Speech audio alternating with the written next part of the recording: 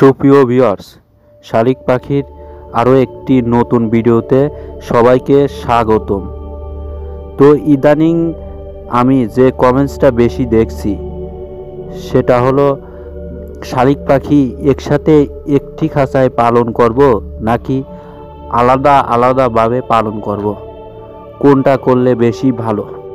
আসলে একটি খাঁচায় দুইটি শালিক পাখি পালন করা গেলেও আমার কাছে মনে হয় কারো কারো পাখির কিছু সমস্যা হতে পারে। তো আমরা সবাই জানি শালিক পাখির পালক পরিবর্তনের সময় পাখি কথা বলে, শীষ দেয়। তো এ সময় একটি খাঁচায় পাখি থাকলে কথা শেখানো অনেক সমস্যা হয়, পাখি কম কথা বলে। মানুষ কাছে থাকলে পাখি কথা বলে না, দূরে গেলে তখন কথা বলে। এর কারণ আপনারা দেখবেন পাখি ছোট অবস্থায় খাঁচাতে বেশ শান্তভাবেই থাকে, কিন্তু বয়স বাড়ার সাথে সাথে তারা নিজেদের মধ্যে মারামারি, ঠুকাঠুকি এবং খাঁচার মধ্যে উড়াউড়ি করতে থাকে।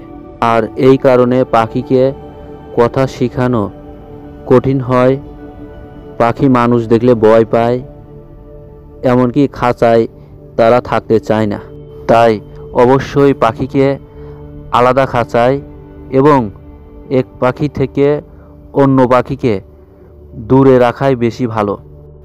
আর একটা কথা বলে নেই, কথা শেখানোর জন্য পাখিকে বেশি বেশি রাগিয়ে তোলা, পাখির সামনে বেশি বেশি কথা বলা প্রয়োজন হয়। পাখি একটি খাঁচায় থাকলে এগুলো খুব সহজেই কন্ট্রোল করা যায়। আজকে এতটুকুই। ভিডিওটি ভালো লাগলে আশা করি চ্যানেলটাকে সাবস্ক্রাইব করবেন।